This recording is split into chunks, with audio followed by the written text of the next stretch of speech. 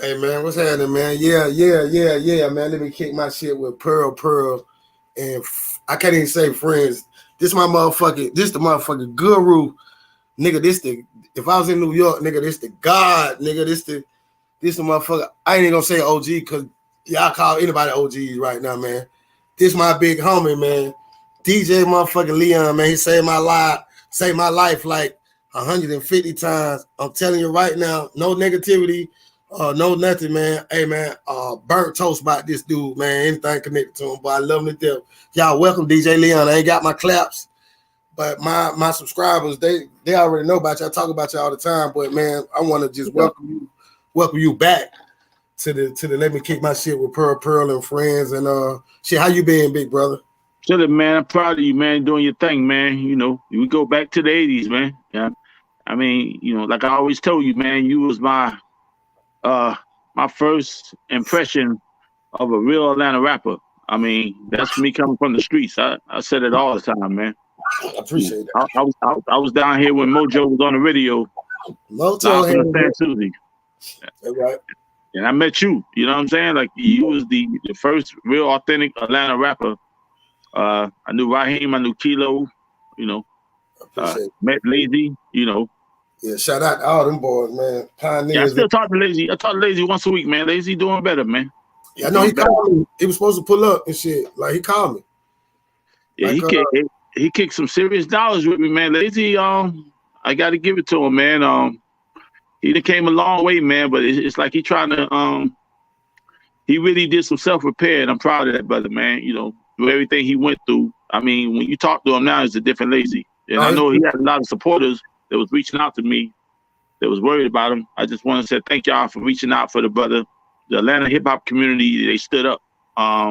Even though it was unnoticed, they stood up for that brother. They called, Edward J even called him when he was in the hospital. Edward J, King Edward J.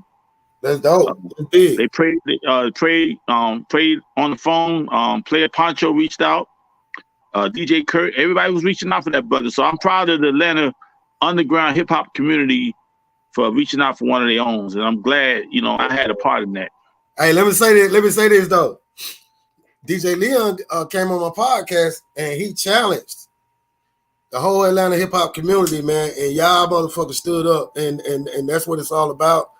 But I commend you, big brother, for even I mean, you know, those that know, like it ain't always been strawberries and cream between us and our brother. And but we did have a conversation like months ago, and you know, he said what he needed to say, man. And but I commend you for being a leader, because I stay on the fuck shit, and especially when you involved, it's more about you know.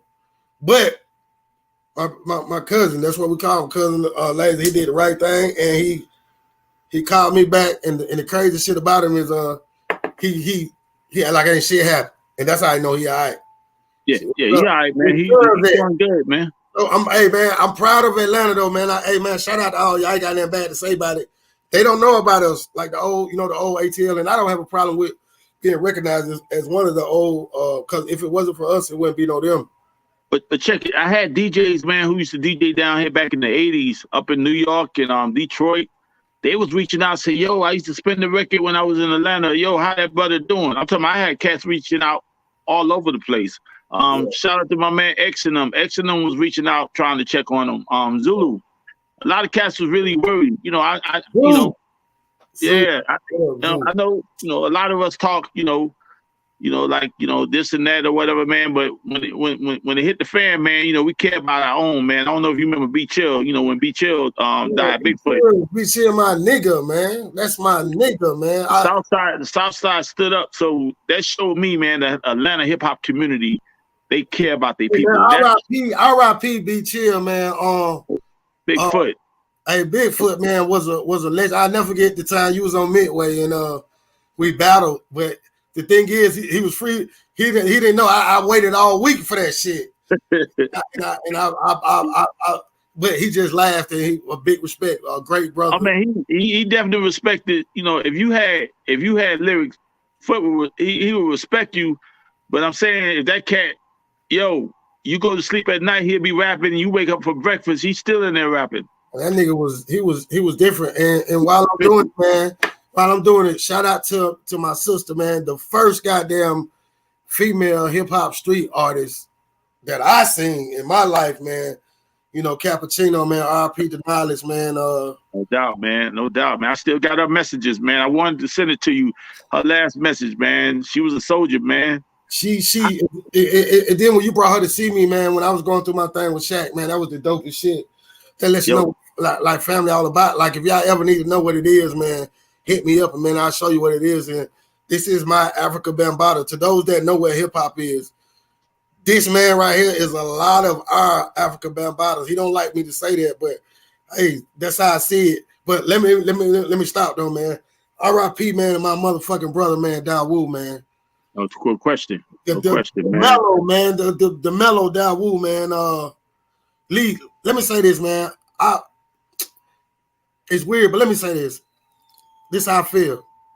Me and Dawood used to set trip about you.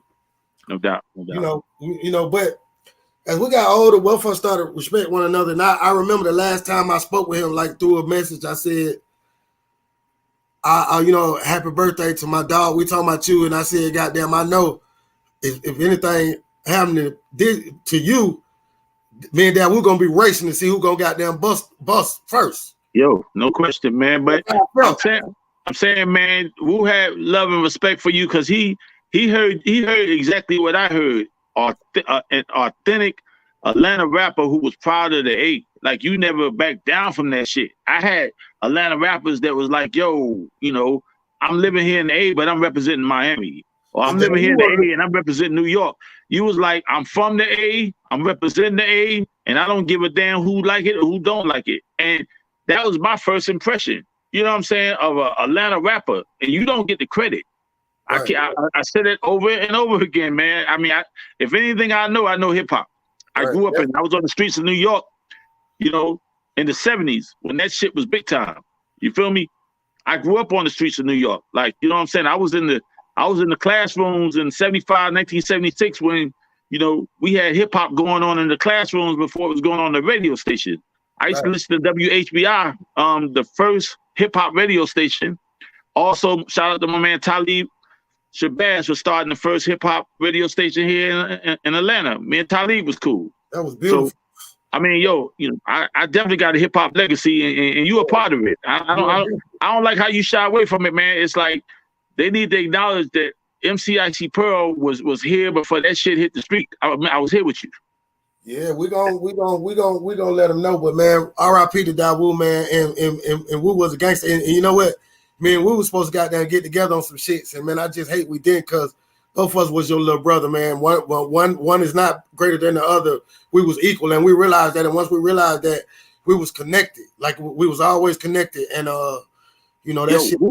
Who got signed on Noontime, man? I mean, he one of the first artists that Noonie wanted to sign. I mean, Noonie came to the crib, you know, with the money because he heard Dawood on the mixtape. You know. Like I got the mixtape in the car. You know what? I remember that. You know, I was all over the shit, but that's when I got mad. I was like, man, you know what? I say these niggas in Atlanta, that's from Atlanta, is fucking it up for niggas like me. Y'all niggas acting like y'all from fucking Long Island and all this shit. Y'all ain't. There's no light on us. They don't even know that we exist because y'all niggas want to be. It had so many people from different places trying to take advantage. Like you have more people down here rapping from New York than you had people from Atlanta. Just keep it 100. That's what got me. You know what I'm saying? Till I met my brother Raheem and Kilo and all that when we was at 2560. You know, and then, you know, Double D from Philly. So, you know, that's how me and Double D hooked up, you know. Miss Destiny. Hey.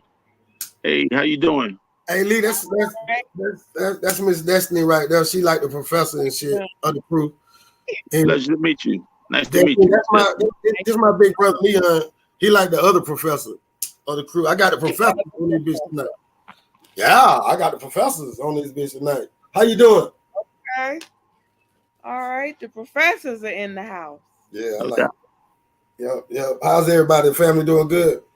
Everybody's doing good. Yeah, that's good.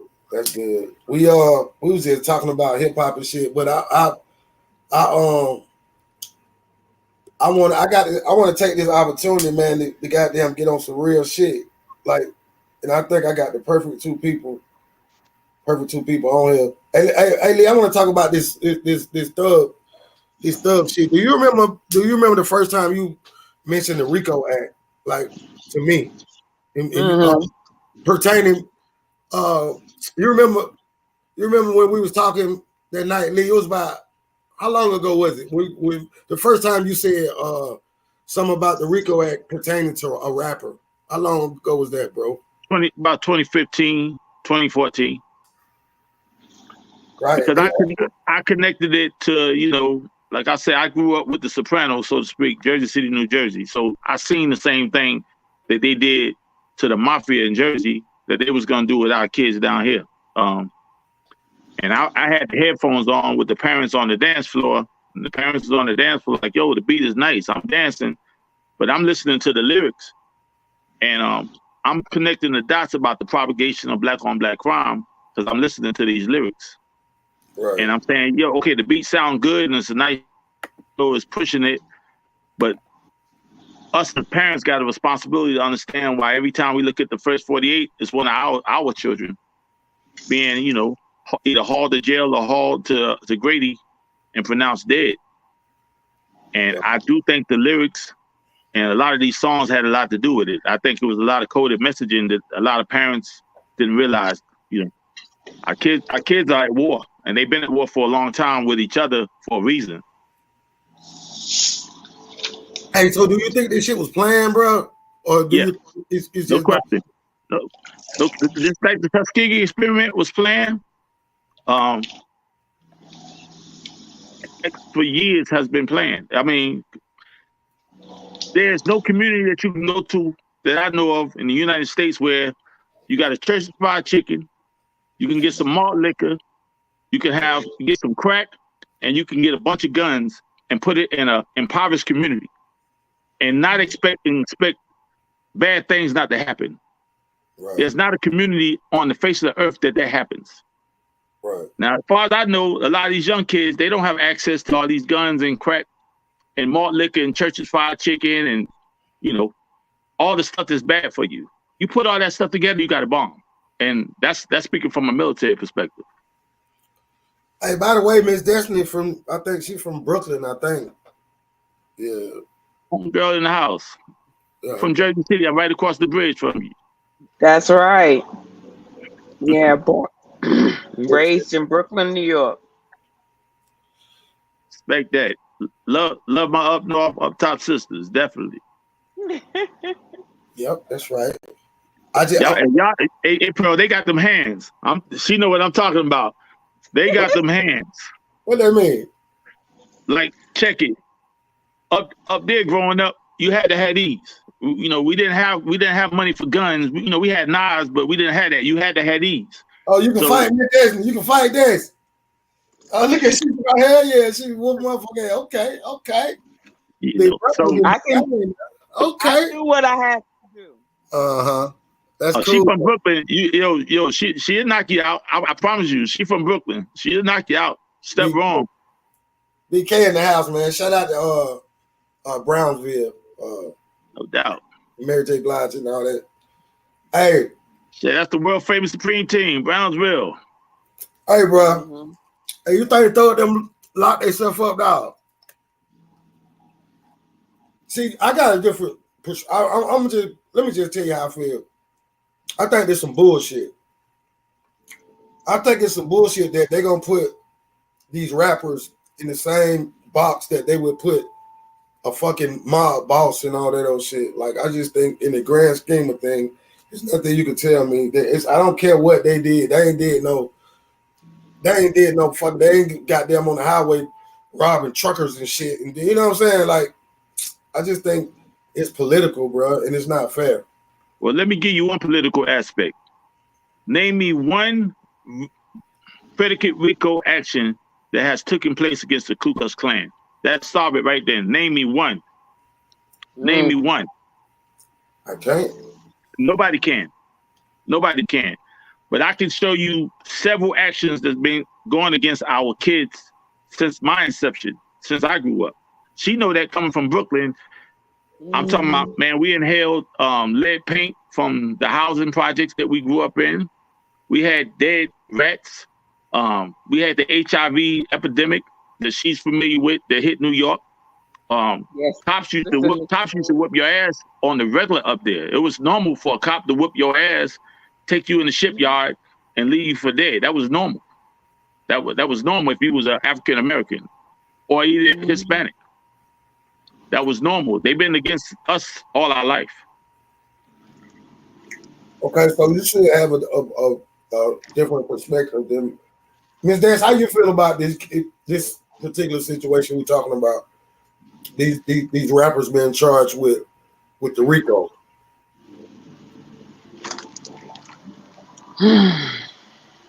Right, I know. You know, I mean, they put it in their music. Okay. And it was just a matter of time before people started connecting dots and putting things together. Yeah, it's just a matter of time. Is that even legal though for them to use the songs, like the freedom of speech shit? Like what if fuck them, like them niggas? And I know, okay, I said the other night, them niggas who be making them movies, them white boys making them, and then this bitch gonna say, well, they don't go out shooting people and shit. I mean, she shut that shit down. That's true, but it's still the same thing. Like you shouldn't be able to put his lyrics and bring that shit in the courtroom. Like that shit is not. That don't feel right, man. I mean, it's yet to be determined the outcome. So first and foremost, that's true. These rappers are innocent under the presumption, until proven guilty. However, me and your conversation, like I said, back in 2015 as a DJ, I realized that a lot of the lyrics went beyond the hip hop that me and you grew up on. Like this wasn't Friends, how many, it wasn't Houdini, it wasn't Will Smith. This wasn't Rakim. This was different because I'm listening to it as a DJ. And the lyrics was obviously coded messaging of what's going on in the streets.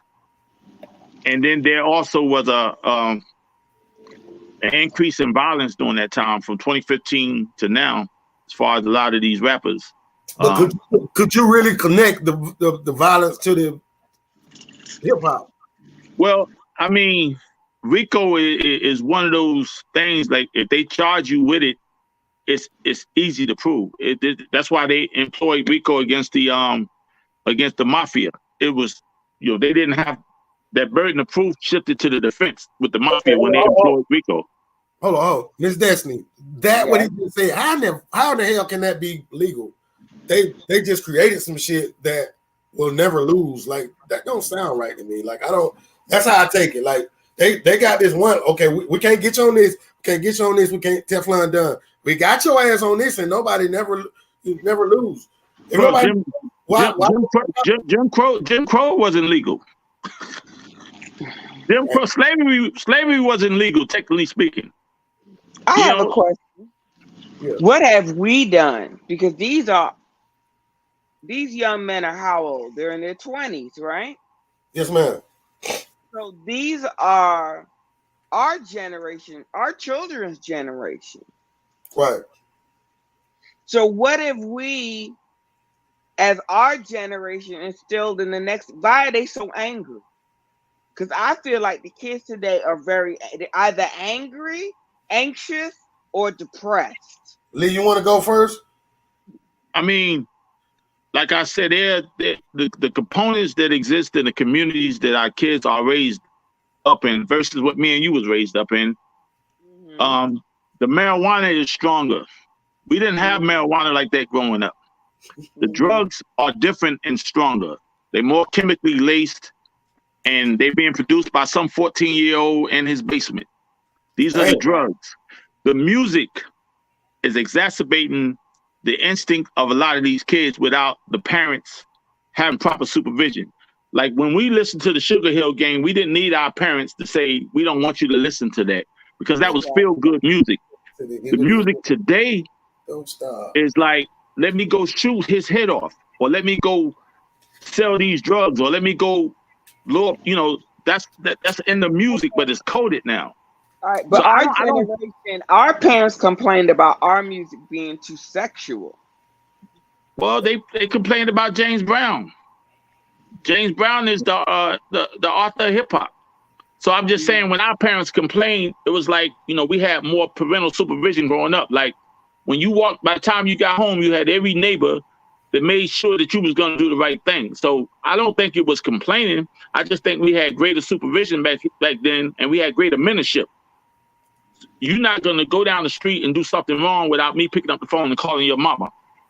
Right. Nowadays, these parents are unaware of what's going on, and they've been unaware for a long time. But these are our children. You got to think, why is there such a great increase in heart disease in women? I think heart disease is the #1 killer in women between 25 and 51. But you got Church's Fried Chicken in all these impoverished communities. You got malt liquor in all these impoverished communities. You got a Chinese place in all these impoverished communities. There's no health education in school as far as what to eat. There's no education as far as the criminal justice in our school systems. We didn't need that. We didn't need that. But nowadays, while we sleeping at night, after we done did the wobble at the club, while we sleeping, they got the legislators downtown trying to write laws to incarcerate our kids. So when we wake up the next morning, the kids don't realize, damn, it's a law against me walking down the street with my pants hanging down. It's a felony. Nobody told the parents, and the parents are unaware because we just been doing the wobble. We just been doing Step in the Name of Love. We worry about our 501c while our kids are being incarcerated. It's the same thing that happened in the 80s when they try to empower the black woman, and let's go against the black man for having an afro. Let's cut the head off the snake. They wanted to degrade the black family, and that's what they've been doing. They've been successful at doing it. And these are our kids. How come so many of our kids are on the first 48? Oh, Lee. What you say, this? What you say? When are we going to fix it? I mean,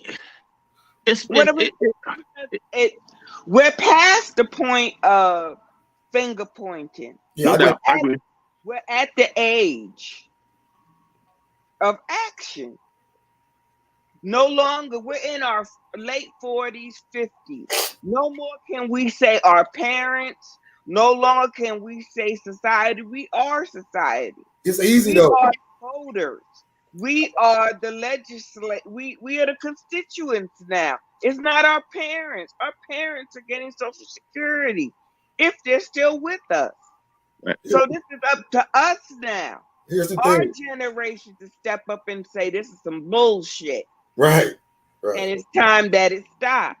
And stop saying, oh, this happened in the 70s, or oh, when we were coming up, it was like this. When we were coming up, it was like that. Well, these kids today are either our children or our children's children. That's right.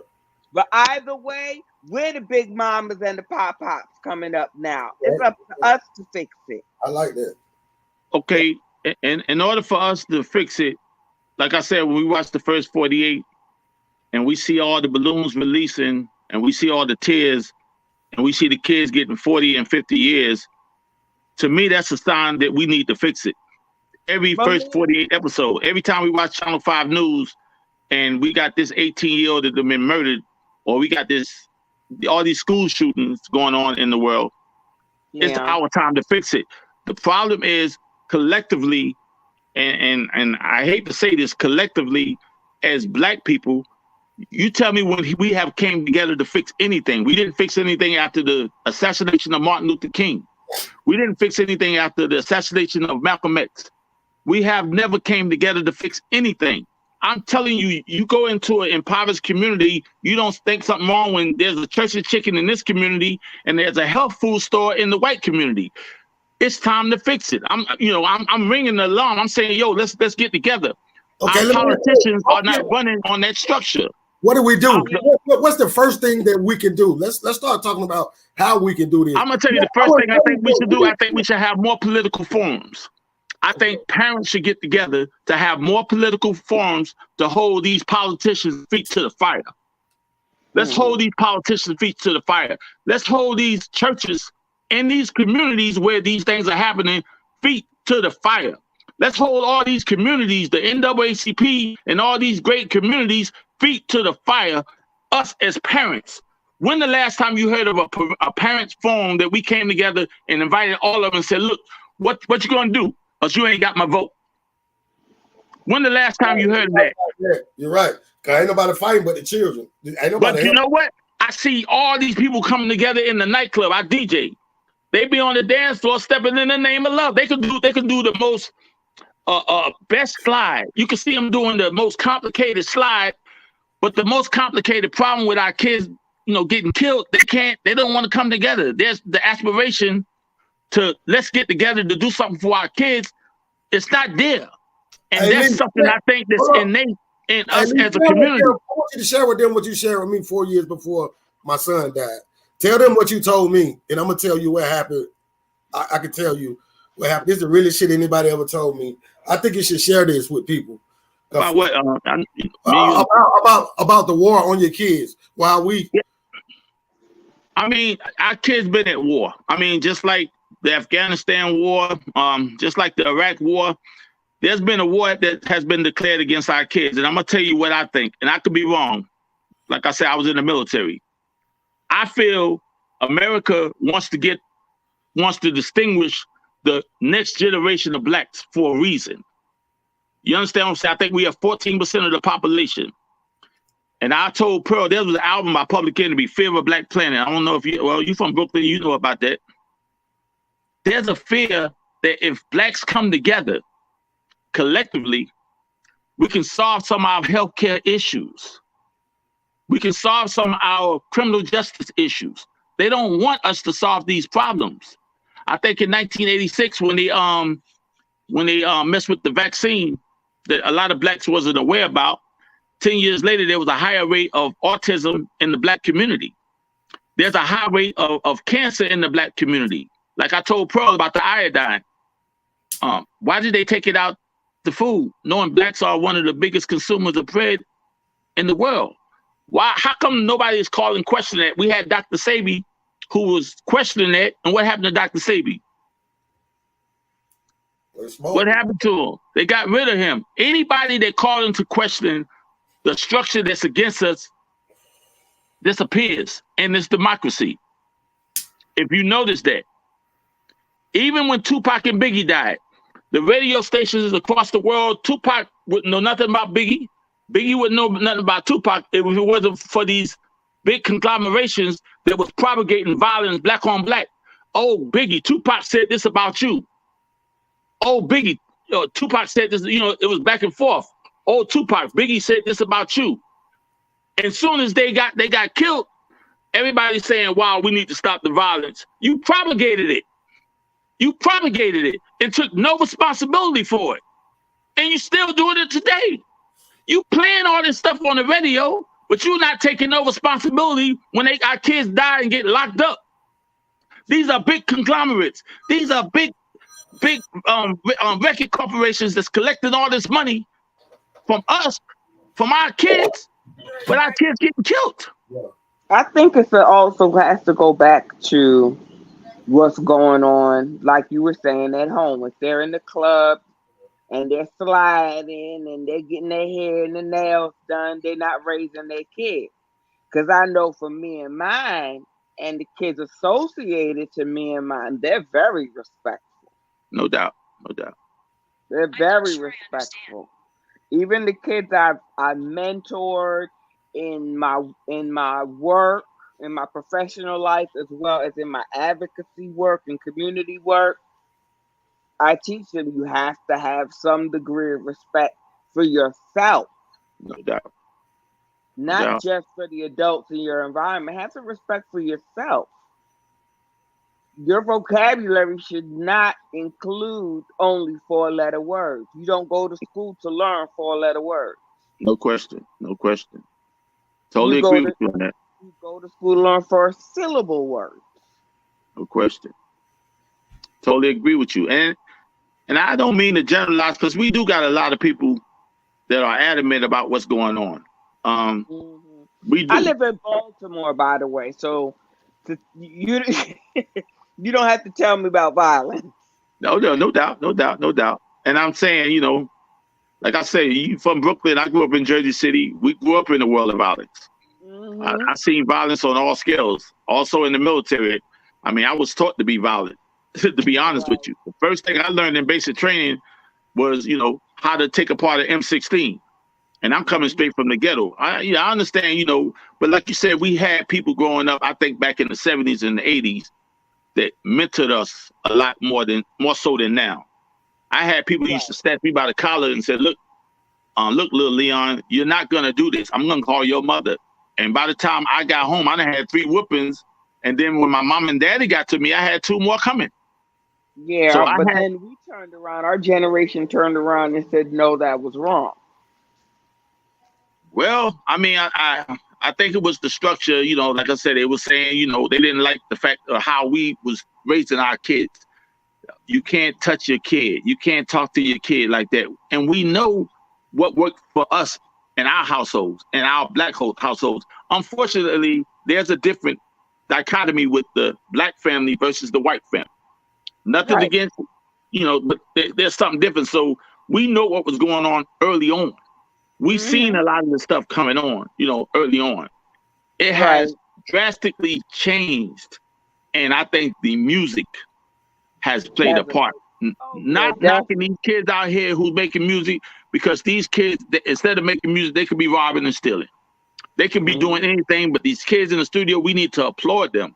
But at the same time, we need to understand that the structure has set them up. The big record labels that's giving them all these big distributors that's giving them all this money to propagate violence against one another is a problem. And I think we need, like I said, we need to get together as parents, community leaders, and we need to hold these politicians' feet to the fire. We need to hold these churches' feet to the fire. If you are a church and this is happening in your community, then it's time for us to get together and say, look, this is not going to happen in this community. We're going to take certain steps. I don't see that happening, but there are a lot of voices that we just got to be more collectively, even politically. I mean, we divided 14%. If you divide 14% amongst the Republican, the Democrats, and the independent, you don't have a voice. You don't have a voice.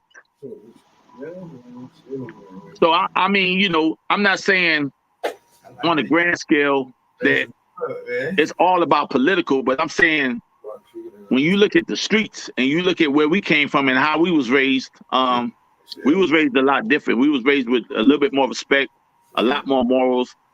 You could do your music, but what we said in our music growing up, we wasn't doing it. We was bragging about stuff, but we wasn't doing it. Like if I made a song saying I'm finna shoot you in the face, I think everybody in my community would be like, nah, Leon, we not buying that. We're not dancing to that. We're not allowing that to be played on the radio. We're pushing that back because this is some other young kids might hear it and they might actually do it. There's no pushback against a lot of this stuff. And a lot of parents don't realize that there's an underbelly of music that's going on. Our generation, we dealt with Band in the USA with Luke. You remember that? Yeah. Yeah, that shit was powerful. Yeah. That was when that and NWA. Yeah. That's when Dolores Tucker. What's that? Yeah, you're right. That started the whole gangster rap and the First Amendment and the right to free speech in music and in hip hop. And it's like we have to take somebody's got to take some responsibility so that we can go forward. Right. Yeah, I just think it should be a collective responsibility. If you can name one person that you think could make a move on this type of movement, who would it be, Miss Destiny? Who can make a move? One person? It can never be one person. No, you say somebody got to take a stand. Like if one person to come out and speak on this, because a lot of times I think like even our celebrities, they just do a little bit. They try to play it, on both sides because they, they're getting the money. They know they got it. Like, look, I'm saying like somebody like Denzel Washington, somebody be like, you know what? Fuck this shit. I think that's the type of person that got to do it. Somebody like that. Otherwise, you know what I mean? To get this shit moving, like for real, and it has to be structured and shit. But I just feel like if people like home, like bro, and I'm like you, Miss Destiny, you do it. I do it. I've been in the field I was in the field when I was 23 years old, trying to make a difference. Like we've had people out here, we just don't have enough. We're not getting enough help. We got to get some help from the parents themselves. Like y'all got people to help, but y'all got to get like these kids are. Man, come on, man. These kids raising them. Okay, we also have to take into account if we're gonna look at the differences in the structure of the home and the family and the children, and we also have to look at the cost of living has increased substantially. One income cannot sustain a household anymore. You know, even when Big Mama and them had 2 jobs, it still was barely enough. It's not enough now to make ends meet.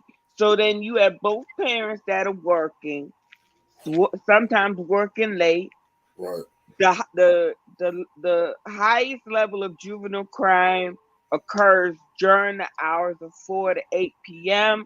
because those are the after school hours. Those are the hours that they're the most unsupervised because the parents are still at work or they're on their way home from work. We have, as a society, for some strange reason, decided that kids are not a priority, so they've cut funding to after-school programs and libraries. That's right. Recreation centers and athletic programs, art and music, creative art programs, all of the extracurricular activities and then they're still not putting the money in education. So what the hell are they doing with the money? Who knows? But the fact of the matter is we're not educating our kids. We're not preparing our kids to be competitive in the global marketplace going forward. That's right. We are, I really don't understand what we're trying to accomplish at this point. Well, I was with the march back in, I think, 1986 with Hosea Williams. When we marched in Cummings, Georgia, and we went up there and they threw rocks at him. Hosea Williams, one of our great leaders of all time. Yes, sir. I was there at that march in Forsyth County. Forsyth County is one of those sundown cities. I don't know if y'all ever heard of them. Yeah. Sundown City. Yeah. Sundown City is where blacks are not allowed to be on the street after the sunset. Sunset. Yeah.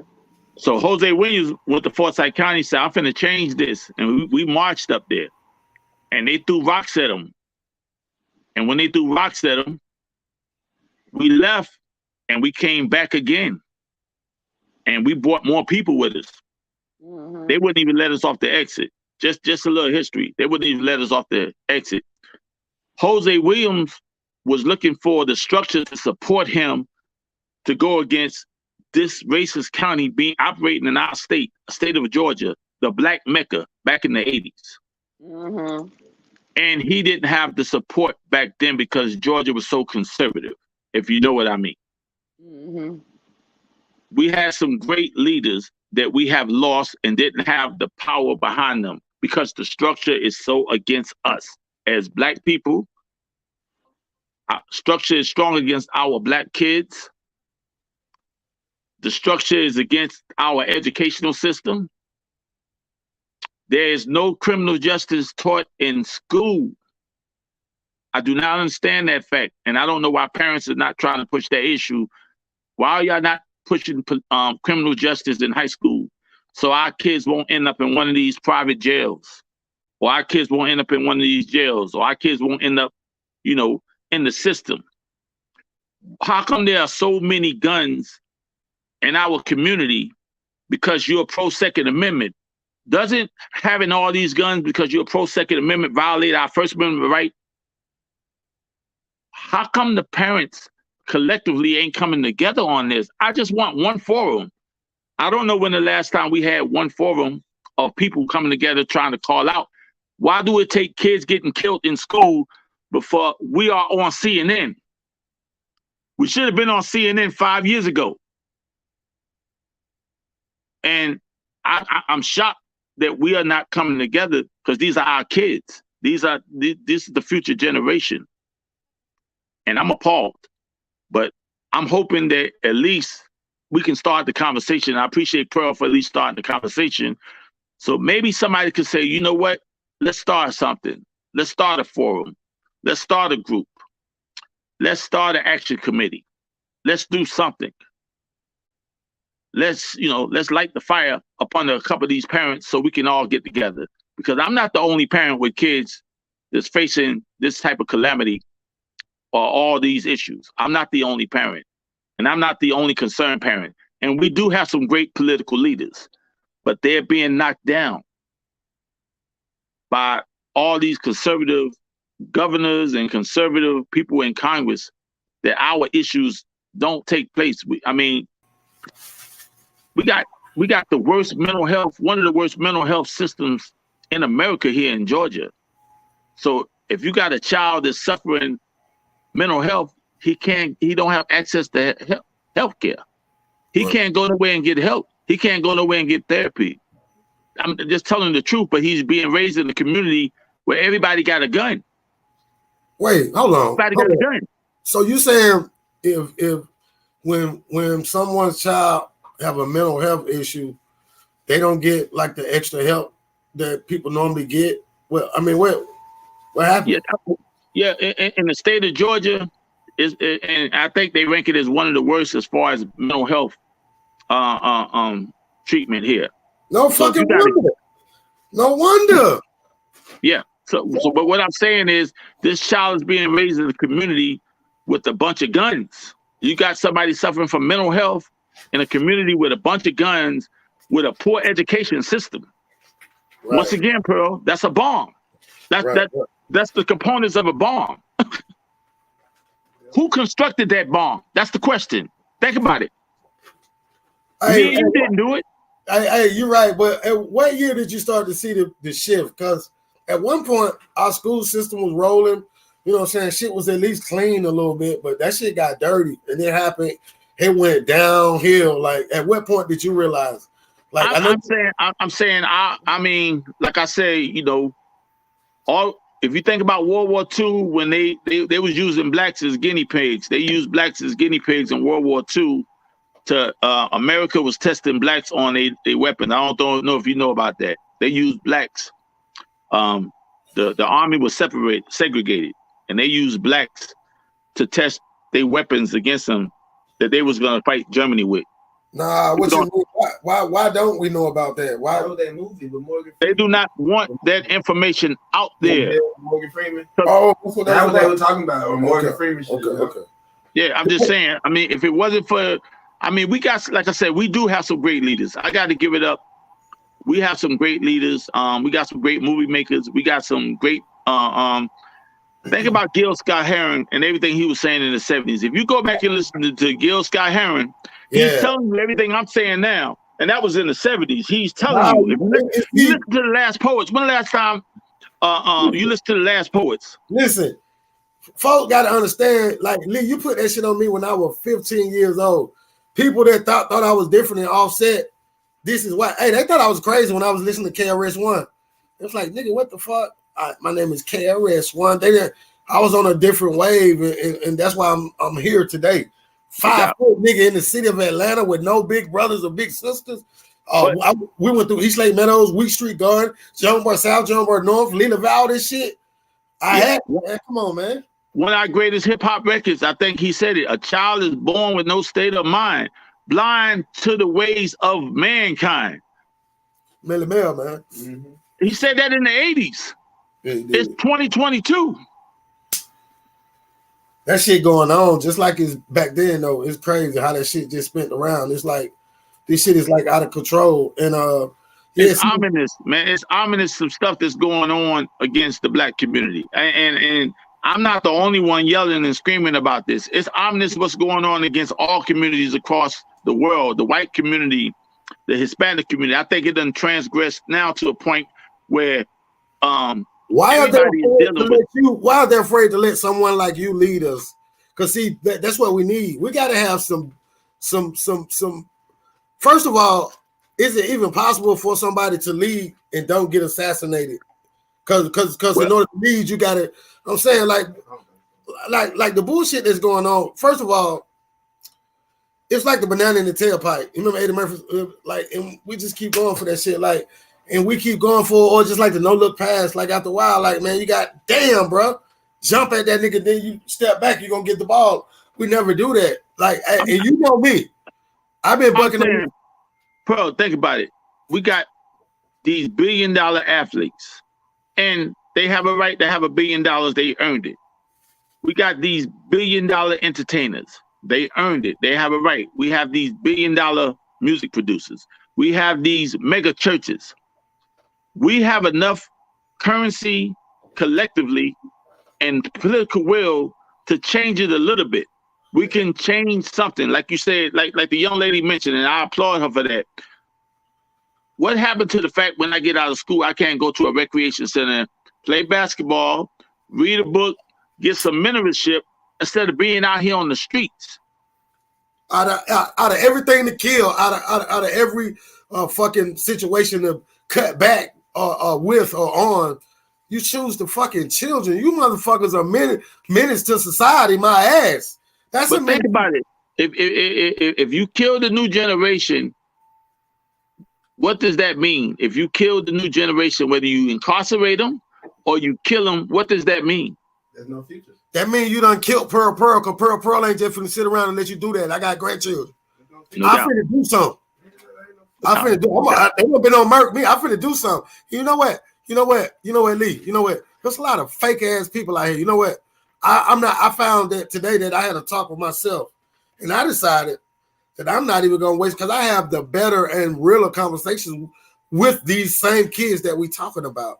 No doubt. And I done been there. No doubt. Some cap shit going on, some pump fake shit. But man, thank God, man, my mama let you hang around me, man. You know, I got to go with you. Everybody don't get that, man. Everybody don't get that. And these kids out here lost it. But the one thing we like to do, point the fingers at them motherfuckers. They don't know. Their brain haven't even developed yet. These boy brain ain't even developed yet, man. But they put in situations. And I'm gonna tell you what I've learned since I be around these gangbangers, the ones that everybody hate. These are the most compassionate people that I see today. They have compassion for one another, just on some normal regular shit. Everybody going to work, everybody doing it, everybody on the move, everybody. We the most. This is the most terrible that I've seen it. And what it is regular folks now acting like they Scarface and shit. And that would be because me at a point where I'm trying to be better. And here it is, a goofy motherfucker trying to play with, like, you know what I'm saying? I'd be ready to choke the fuck out, but I can't play myself. But I'm just saying, y'all goofy motherfucker. That's why sometimes I walk in the bed, I'm like, damn, what's up, Scarface? Like, everybody mad? Y'all some tough motherfuckers. You know what I'm saying? Like, y'all, they went to, and what they doing, though, these children out here, they fucking lie. I'm serious now. I ain't playing no more. No doubt, no doubt. Hey, I don't know how I'm gonna laugh and joke with you if you'll get the joke. I'm tired of dropping my ears on my phone, motherfucker who don't get it anyway. They just they judge people by things. And that's what I really want to talk about how people judge. I want to run this by you while I'm hot, big brother. Listen, let me ask you something. How smart is this? You got a Christian motherfucker dragging you, but they say they're helping you. Well, they did not. Let me finish. But then as soon as it's all love. This is the love. And then as soon as you walk out the motherfucking door, they get on the phone, goddamn animate them, and they dragging you some more, and they go to judging and shit. So what I want to ask you is, how can you be a devout Christian, but within 2 minutes, you're going to do the one thing that I know about this Bible? That's the only thing I know. And I know you're not supposed to judge another person. How can that be? How can these people brain work like that? And they think that I'm supposed to take their advice. Check this out. You know, Uncle G, you George, right? Yeah. He had one of the most powerful lines I think I ever heard from a rapper. That's a dope nigga. When he put the balance of the universe is right versus wrong. I don't know if you ever heard him saying that line. He got a song called Gunslinger, but in the song, he's talking about exposing the gunslinger and how did they become a gunslinger. He's exposing them. You got to hear this song. It's one of the most powerful songs I've ever heard in hip hop. I'm just being honest with you that nobody ever heard. I'm not going to knock the churches or ideology because that balance is there. They do enough positive stuff for me to accept the bad things that people might throw at them. You understand what I'm saying? I would rather my daughter, she goes to a church, Edgefield, and they have done wonderful things for her. Not saying I might question some of the ideology of the Christian faith or the Muslim faith or whatever. I've seen firsthand how these churches have done great things. Okay, I've seen parents that has intervened in situations. I'm not the only parent yelling and screaming. I just want them to get their people together, though. That's all. I think. I mean, but it's so much they can do without the will of the membership. You understand what I'm saying? Yes, like, yes, what's that saying? You can bring a horse to water, but you can't make him drink. Yeah, for real though. You understand what I'm saying? And that's real. So I mean, I'm saying it's a good thing that we got the black churches on our side. It's a good thing that we got some radio personalities on our side. It's a good thing that we got the Tyler Perrys and the Oprah Winfrey's on our side. I would rather have them on our side than against us. Absolutely. Now, collectively, we need to get the parents to say, look, this is what's going on. This is why I came on this forum. I wanna ring the alarm to say, look here, this is what's going on. Whether y'all realize it or not, we need to step our game up. We got the assets. We got the assets. So let's come together. Let's have some more political forums. Pearl, thank you for you having a forum like this because we have the opportunity to get the word out. We need more of this. Right. This should have been happening. I should be talking to Greg Street. You understand what I'm saying? I don't care about the top 8 or 8. I care about the 8 kids that got killed last year. Oh, right on, man. And no shot to home though. It's just he making a point. That's dope. But at the same time, Greg Street do great things, and he don't get known for the stuff he do, but he get known more for the top 8 and 8. Oh, I see what you're saying. Understand what I'm saying? Yeah, he do a lot. Yeah. He definitely do a lot. Killer Mike, one of my closest friends, he get known for his Grammy, but he don't get known for the community stuff he do. You know, collectively as parents and the people in the community, we got to come together. Once we come together, they'll come behind us. They'll come with us. But they're not going to come with us if we sitting in the club doing it, let you slide. I don't blame them. Like, I'm trying to help y'all out, and y'all going to the club, and y'all riding down the street, and y'all sitting up there paying these major corporations that are incarcerating your kids, these private prisons. Why are you putting $1 in these private prisons that are incarcerating our kids with these mandatory minimum sentences? That goes directly against us. We get 30 years where somebody else might get 10 years for the same damn crime. Hey, I'm not making nothing up. Yeah, I'm not making nothing up. You can't tell me that's not a problem. That's fucked up. But I need enough parents to say the same thing what you said. If we can get 10 parents to say the same damn thing, that's fucked up, then guess what? We got a movement. All right, let's do it, y'all. Hey, y'all, let's get this shit together. And get what? If I hear one more motherfucker say they took their child to the juvenile, hey, listen, man, deal with your motherfucking child, man. Don't give them to them folk. Don't give them to that system. They're gonna put the medicine on them. They want to give them that medicine and shit. Y'all, let's and guess what? I ain't no perfect motherfucker. I got a baby mama somewhere right now saying, look at that nigga. But bitch, guess what? Let's do it. No doubt. No doubt. Goofy motherfucker, let's do it. I'm with this shit, Lee. It's still my radical baby bro. I love you, man. Yeah, I love you too, bro. Like that's how we met, though. You remember how we met? We met on the same type conversation, like for real. You remember I used to come down from New York with all my records and all that shit, and you would be like, "Yo, nigga, I'm A. I'm straight A. I don't want to hear that New York shit." And then you was like, "Yo, I like Run DMC though." You know what I'm saying? I was like, "Well, shit." You know what I'm saying? I love hip hop, man, and during that time we had Kilo, we had Raheem, we had the J Team, We had some great Atlanta artists, but you was the only one that I met propagating the 8. That I'm just keeping it 100. And I was like an outcast. Nobody fuck with me. They didn't fuck with me. They didn't fuck with me. Y'all niggas know. Nobody fuck with me. Zulu did. I ain't gonna lie. Zulu, hey, Thomas Simmons. Zulu, aka Zulu. Zulu fuck with you. I'm gonna keep it real. And yo, he fuck with you. He was like, yo, he fuck with you and he fuck with Bill. So I gotta give him props and shit. It's just amazing. Like when me and you did the Outlaw song, which to me one of our greatest songs we never did. Woo! God damn! Imagine that shit had came out. That shit came out we did that shit way before NWA. Cause I'm an outlaw. Nigga, like when she was saying that shit earlier, it just made me cringe because I know years before they did that, we was in the basement. We was in your dad's basement, man. No doubt. On Boulder Crest, off of Gresham fucking Road, where the Church of Chicken, like Church of Chicken. I was in Mount Paul, where Gucci Man and them from. Before. Hey, I'm just saying. Thomasville. We was in Thomasville, East Lake Meadows.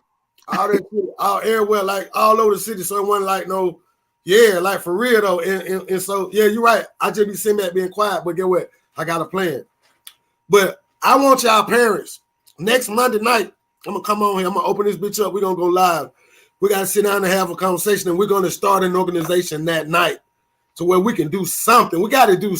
I don't want to die going in that motherfucker not doing them for the folk that come behind me. You's a weak motherfucker if you don't try. So we can do something, no matter what you've done before. I'm talking about right now. Here's one of my ideas, bro.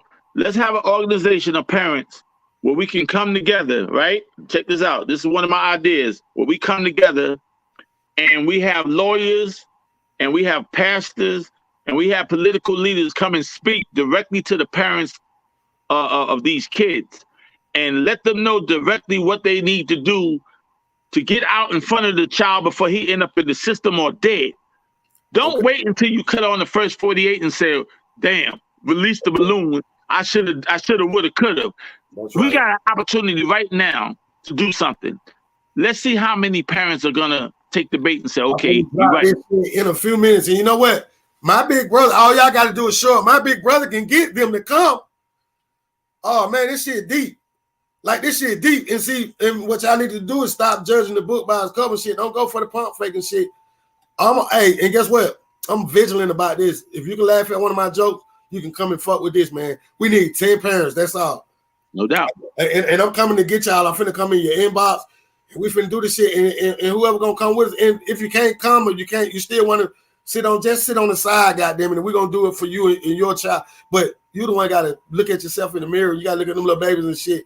And to me, just personally, like, y'all, if you know me, you know how I feel about you. Man, woman, or child. You know what I'm saying? And check it. Like I said, man, shout out to Talib Shabazz and Jazz and all the legends of Atlanta hip hop that made Atlanta what it is. I'm just saying, Spearhead X, the Black Rabbi. Shout out to MC Shadi, man. Shout out to all the people that paved the way. I'm just keeping it 100, man. Shout out to all the Atlanta rappers that came together in support of Lazy Rock. Lazy Rock. Yo, you know, shout out to all the people that supported me in my career. You know, everything I did with hip hop. You know, shout out to my man Killer Mike. Killer Mike was me and Killer Mike used to debate all night long. They used to call him Skunk. They used to call him Skunk of the Slumlords. Me and him used to debate all night long. All night long. And that shit used to be deep. At the end of the day. Make no mistake about it. LSG game was the hardest shit that ever come through this bitch. I swear to God. Man for man, bar for bar, man. LSG game, man. Make no fucking mistake about it. And even in the next round of it, man, the shit that come behind us, man. I said Pearly G was the hardest. I said Pearly G was the hardest. LSG is Leon Spencer gang, though. You know, it's Pearly all G. Me, you, and Dawu, but Pearly G come up under that. Me, you, Dawu, Rocky D, all those Cappuccino, fucking Gabby G, fucking come on, man. Trey Love, Tammy was down with us. Trey Love, man, goddamn, come on, man. No doubt. And my cousin, Sweet Rocky D, Sweet Rocky D, Sweet Rocky D, all that shit. And get what? Atlanta State of Mind, man, streaming right now. I'm on goddamn. I just showed my daughter. I say, hey, baby, I'm 51. I'm on 42,000. She said, damn, Dad, you doing more than such. I said, yeah. I say, I'm like that. Hey, Go check the video out. It's on goddamn YouTube and all that shit. The video, go check Slurpee out. I said it's gonna be a Slurpee summer. Slurpee. Your body perfect while you ain't twerking type of shit. Go check that out. And I'll see y'all next Monday night here, man. My big brother gonna be here. Hopefully Miss Dessa come back with or without all, man. We gonna be here, man. And we gonna straight man. Hey, proud of you, man. You're putting out the album and the podcast, man. I'm proud, man. You know, you standing up, man. I appreciate that, fam. Yeah, it's all you. If it's me, it's you. You know it. Love, bro. We'll get together. Love, man.